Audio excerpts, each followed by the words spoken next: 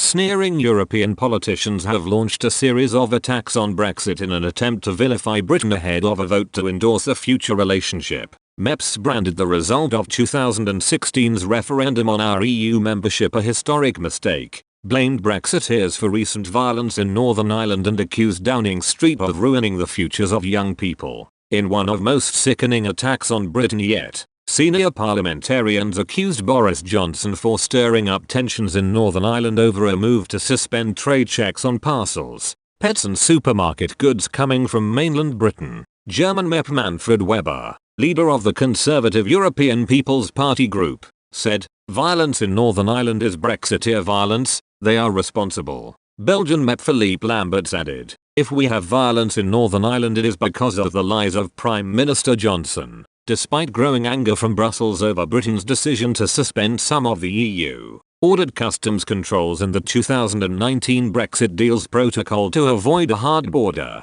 MEPs are widely expected to endorse a future relationship treaty. The UK-EU agreement can then enter into full legal force from the 1st of May, after a period of provisional application. The EU Parliament will support a 17-page resolution describing Brexit as a historic mistake. It also calls for the European Commission to take a tough approach on Britain in the row over Northern Ireland. But the motion also raises a number of other oppositions against Brexit, including Downing Street's refusal to join the EU's Erasmus student exchange scheme. Andreas Schieder, a senior Austrian MEP, described the UK's divorce from the bloc as a serious mistake, and he accused Brexiteers of preying on the weakest in society in order to win the hard-fought referendum on EU membership nearly 5 years ago. He fumed, "Brexit is a serious mistake and it is the weakest in society who will suffer from this mistake. It's not the millionaires who pumped money into the Brexit. But we have to recognize the decision after all these years, and that is why today is the day for us to look forward.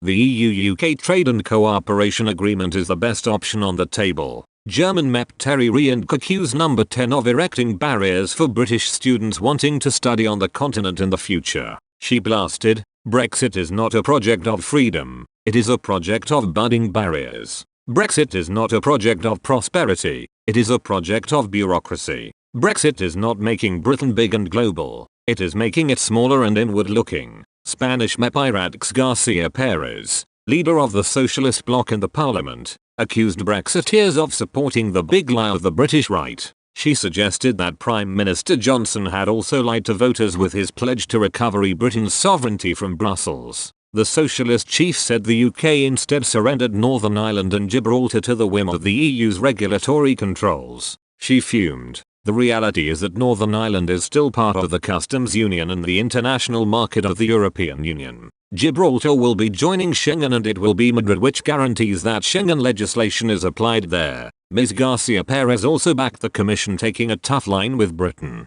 calling for the bloc to leave the threat of withdrawing tariff and quota-free trade looming over Downing Street. Brussels is concerned that Mr. Johnson's government will seek to breach elements of the divorce and trade treaties moving forward. Commission Chief Ursula von der Leyen urged the EU Parliament to back the agreement, saying the EU has real teeth to keep Downing Street in line. She said, "This agreement comes with real teeth, with a binding dispute settlement mechanism and the possibility for unilateral remedial measures when necessary. Let me be very clear, we do not want to have to use these tools, but we will not hesitate to use them if necessary. They are essential to ensure full compliance with the TCA."